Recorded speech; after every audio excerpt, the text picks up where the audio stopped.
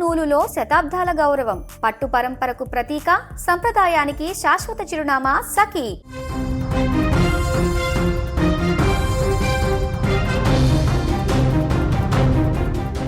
చావు అంచుల్లో ఉండి కూడా ఆఖరి నిమిషంలో సమాజానికి భారం కాకూడదనుకున్నాడు ఆ తండ్రి.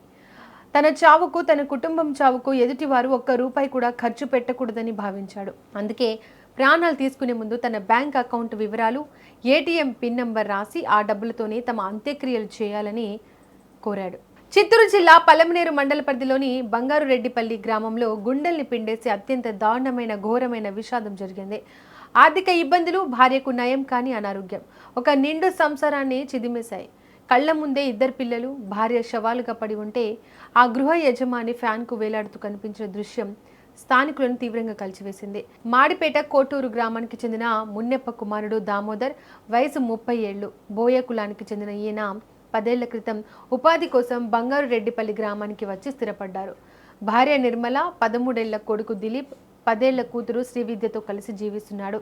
కొడుకు దిలీప్ 8వ తరగతి చదువుతుండగా కూతురు శ్రీవిద్య 6వ తరగతి చదువుతోంది.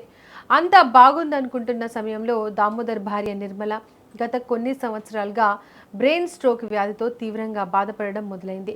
ఆమెను బ్రతికించుకోవడం కోసం దామోదర్ రాణిపేట సిఎంసి హాస్పిటల్లో చేర్పించి భారీగా ఖర్చు చేస్తూ చికిత్స అందిస్తూ వచ్చాడు. ఎంత వైద్యం చేయించినా నిర్మల ఆరోగ్యం ఏమాత్రం మెరుగుపడలేదు. పైగా ఆమె పరిస్థితి చివరి దశకు చేరుకుంది. అటు భార్య వైద్యం కోసం చేసిన అప్పులు పెరిగిపోవడం, ఇటు కుటుంబ ఆర్థిక ఇబ్బందులు తీవ్రం కావడంతో దామోదర్ తీవ్ర మానసిక క్షోభకు గురయ్యాడు. భార్య లేకపోతే పిల్లల పరిస్థితి ఏంటనే ఆందోళన, అప్పుల బాధలు అతడిని కుంగదీశాయి.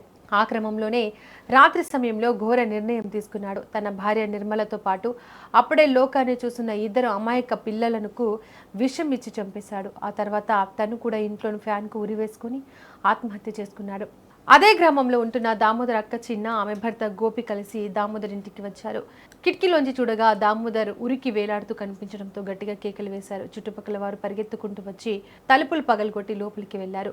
దామోదర్ మృతదేహాన్ని కిందకి దించిన తర్వాత పక్కనే ఉన్న మంచం వైపు చూసి అంతా షాక్ గురయ్యారు.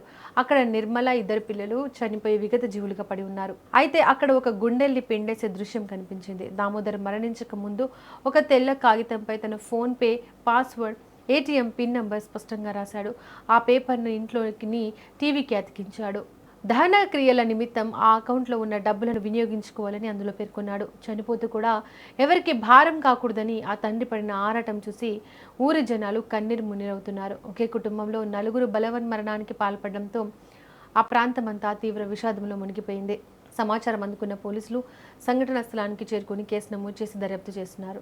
దామోదర్ అనే వ్యక్తి కుటుంబ సభ్యులతో కలిసి ఆత్మహత్య చేసుకున్నట్లు మనకు ప్రాథమికంగా తెలుస్తుంది. వాళ్ళ భార్య నిర్మలకు గత 10 సంవత్సరాలుగా బ్రెయిన్ స్ట్రోక్ తో బాధపడుతుంది. ఆమెకు ఎన్నో హాస్పిటల్స్ తిరిగినారు. ఆమెకు క్యూర్ కాలేదు.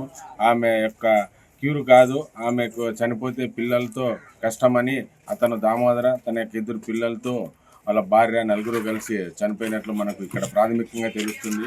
బాడీలను చిత్తూరు ప్రభుత్వ ఆసుపత్రికి తరలిస్తాము. ఆ నివేదిక వచ్చిన తర్వాత తదుపరి వివరాలు వెల్లడిస్తాము. ప్రస్తుతానికి కుటుంబంలో 4 చనిపోయి ఉన్నారు. వాళ్ళను చిత్తూరు ఆసుపత్రికి తరలిస్తున్నాము.